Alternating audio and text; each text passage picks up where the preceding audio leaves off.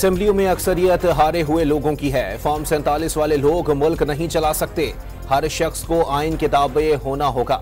शाहिद खाकान अब्बासी की घन गरज। पीटीआई ने इस्लामाबाद में आज होने वाला जलसा मौखिर कर दिया। अब आशूरा के बाद किया जाएगा।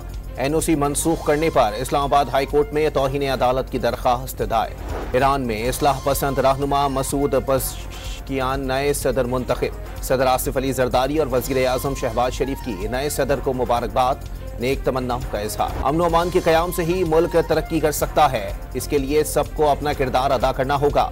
गवर्नर खैबर पख्तूनख्वा की सवात में मीडिया से गुफ्तगू।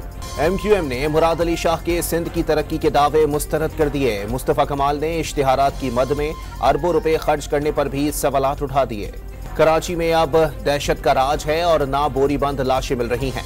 आज कोई बंदा शहर बंद नहीं करा सकता।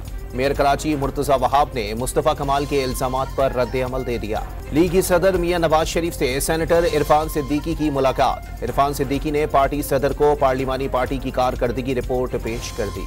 मुल्क की तारीख में पहली बार सड़कों पर जदीद इलेक्ट्रॉनिक टैक्सियां चलेंगी।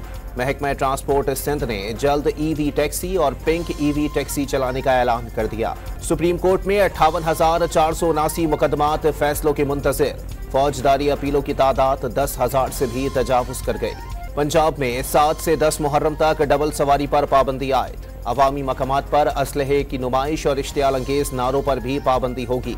दफा 144 नाफिज। कंडकोट के कच्चे में रेंजर्स और पुलिस का मुश्तरका ऑपरेशन। बदनामे जमाना डकैत इमदाद भयो मारा गया। सिंध हुकूमत ने इमदाद भयो के सर की कीमत 30 लाख रुपए मुकर्रर की थी।